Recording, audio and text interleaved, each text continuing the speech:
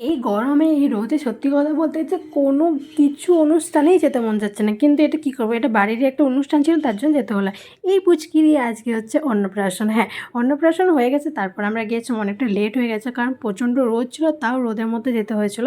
তো এই জায়গাটা দেখতে পাচ্ছি, সেই জায়গাটা আমাদের অনেকটা স্মৃতি আছে, ছোটোবেলাকার প্রচণ্ড স্মৃতি আছে, যেগুলো হয়তো কোনো দিন দেখলেও ভুলতে পারবো না, এতটা স্মৃতি আছে। আর ভিড় দেখতে পাচ্ছ, মানে প্রচণ্ডই ভিড় ছিল।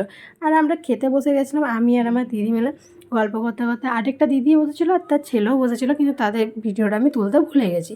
তো ওটা ছিল মেনু কার্ড, তোমরা অবশ্যই দেখে নিয়েছো, তাও আমি তোমাদেরকে বলে দেবো। এখানে দিয়েছিলো ভাত, শুক্তো আর ডালও ছিল, পোস্তও ছিল, বাট আমি এতটাই যে আমি ডাল পোস্ত নিতে ভুলে গেছি। আর মাছ ছিল, আর এটা ছিল ফেভারিট, আর যেখানের মধ্যে ফেভারিট হচ্ছে আমার চালের পায়েস, দারুণ লাগে। আইসক্রিম খেলাম, তারপরে একটু দেখতে পাচ্ছ কত গরমে ঘেমে গেছি। তারপর আমরা যাচ্ছি বাড়ি। আর দেখা হচ্ছে নতুন একটা ভিডিওতে, সাথে থেকো, পাশে থেকো, টাটা টাটা।